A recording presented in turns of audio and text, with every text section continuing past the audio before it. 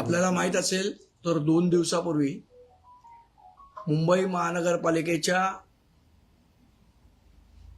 प्रिमायसेसमध्ये तिथे मी आणि माझे सहकारी सर्व नगरसेवक आमचे गटनेते यशवंत किल्लेदार आम्ही एक पत्रकार परिषद घेतलेली। त्यामध्ये गार्डन डिपार्टमेंटनी गेले 2 वर्ष कशा पद्धतीने बेजबाबदारपणे कारभार केलेला आहे, त्यामुळे एका चिमुरड्याचा मृत्यू या सगळ्या बेजबाबदारपणामुळे झालेला आहे। महानगरपालिकेचे कंत्राट वाटणारे जे उद्यान अधीक्षक आहेत त्यांनी टेंडर सुद्धा किती बेजबाबदार पद्धतीने काढलं हेही आम्ही दाखवून दिलं की ज्या झाडामध्ये पोकळी आहे हे आहे तिथे सिमेंट कॉन्क्रीट भरा असा अजब सल्ला त्या टेंडरमध्ये देण्यात आला। ज्याला या सगळ्या गोष्टीचं काहीही नॉलेज नाही, काही माहिती नाही, अशा माणसाला गेले 10 वर्षाच्या वर कालावधी उद्यान अधीक्षक म्हणून बसवलंय आणि त्यामुळे या सगळ्या गोष्टी घडतायत। हे सर्वजण जबाबदार आहेत त्याला, जे उद्यान अधीक्षक त्यांचे जे सहकारी तिथे वर जे बसलेले आहेत ते।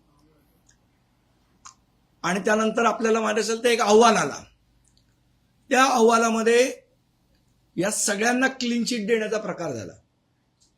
म्हणजे कोणीच जबाबदार नाही, फक्त कंत्राटदारावर काय 2 लाखाचा दंड आणि दुसऱ्या कंत्राटदारावर 5 लाखाचा दंड लावून हे प्रकरण मिटवण्याचा प्रयत्न हा लगेच आमची पत्रकार परिषद झाली आणि संध्याकाळी लगेच अहवाल येतो आणि हे प्रकरण दडपण्याचा प्रयत्न केला गेला। आमची ठाम मागणी होती की या संदर्भात जो अहवाल आलेला आहे तो अहवाल आम्हाला मान्य नाही, हे आम्ही त्या दिवशी सकाळीच सांगितलं। त्यानंतर सत्ताधारी पक्षाच्या लोकांनीही, अगदी महापौरांनी सुद्धा सांगितलं हा अहवाल मान्य नाही। सगळ्या महानगरपालिकेच्या नगरसेवकांनी त्याबद्दल म्हटलं की अहवाल मान्य नाही। तरी सुद्धा प्रशासनाने त्या संदर्भात कुठलीही कारवाई किंवा भूमिका ही जाहीर केलेली नाही।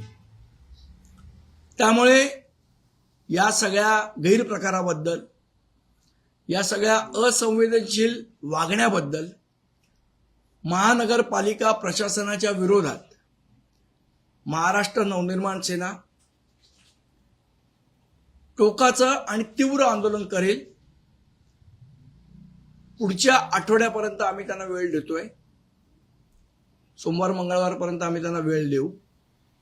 तोपर्यंत जर याच्यावर कारवाई झाली नाही तर महाराष्ट्र नवनिर्माण सेना या संदर्भात टोकाचं आणि तीव्र आंदोलन करेल आणि त्याची सर्वस्वी जबाबदारी ही महानगरपालिका प्रशासनाची असेल। पण महानगरपालिका आयुक्त अजूनही माघार घ्यायला तयार नाही आहे।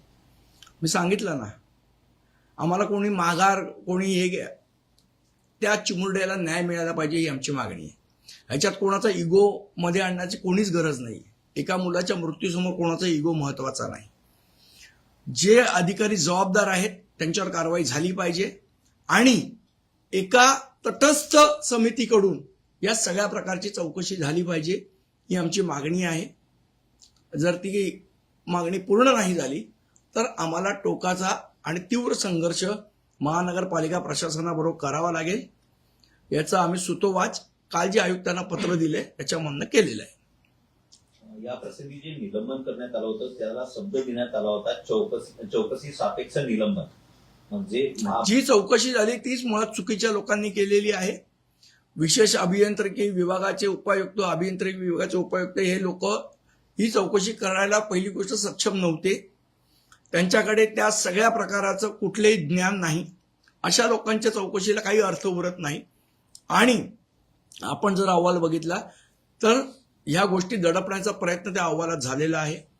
त्यामुळे आमची मागणी आहे की तटस्थ समितीकडनं याची चौकशी झाली पाहिजे आणि जो अधिकारी 2-2 वर्ष निष्क्रियपणे बसून आहे त्या अधिकाऱ्याची तिकडनं बदली झाली पाहिजे किंवा निलंबन झालं पाहिजे, ही आमची मागणी आहे। उद्यान अधीक्षकांबद्दल जर आयुक्तांना प्रश्न विचारला तर त्याबद्दल ते उत्तर देत नाही, तुमचा वैयक्तिक काय हेतू असेल तर मला पत्र लिहून सांगा. आमचा कुठलाही वैयक्तिक हेतू नाही. हे अशा पत्रकारांना उत्तरं देतात. तुम्ही पत्र माझ्या आयुक्तांना लिहिले, तुम्हाला उत्तर या पत्राचं मिळेल अपेक्षा आहे. पत्राचं उत्तर द्यावं नाही द्यावं हा त्यांचा प्रश्न आहे. जर नाही दिलं तर आम्ही संघर्षाची तयारी केलेली आहे.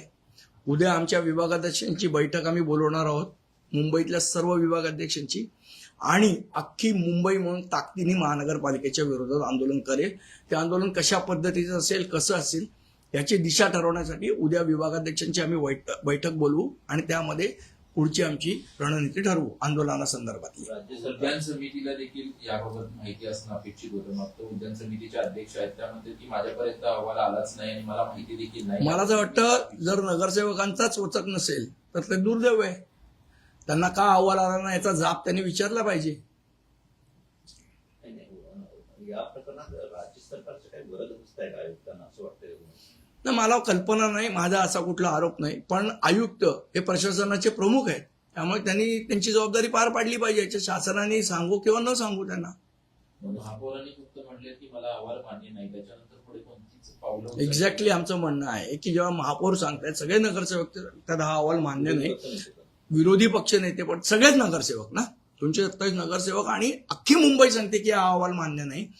असं असून सुद्धा त्याच्यावर काय पुढची भूमिका आहे प्रशासनाची ही कुठेही त्यांनी स्पष्ट केली नाही. फक्त गप्प बसून राहायचं आणि इग्नोर करायचं ही असंवेदनशीलता चालणार नाही. अजूनही असं वाटतंय का एवढी मोठी घटना झाल्यानंतर ज्या पद्धतीने म्हणत होती की ऑडिट करणं, झाडांच्या फांद्या कापल्या गेल्या पाहिजे वेळेवर, पाऊस थोडासा हो, याच्यासाठी तुम्हाला करताना दिसत नाहीये. याच्यासाठी तुम्हाला त्याची ठोस पावलं उचलता नाही आपल्याला दिसत नाही की काय करणार आहेत. हे करणार म्हणजे काय करणार याचंही उत्तर नाही. त्यामुळे मला असं वाटतं की जर प्रशासनाला पत्रांद्वारे, विनंत्यांद्वारे, सभागृहामध्ये चर्चा करून पण जाग येत नसेल तर याच्या विरोधात आम्हाला संघर्ष छेडावा लागेल आणि तो आम्ही करू. धन्यवाद. एक वेगळा बाईट द्या.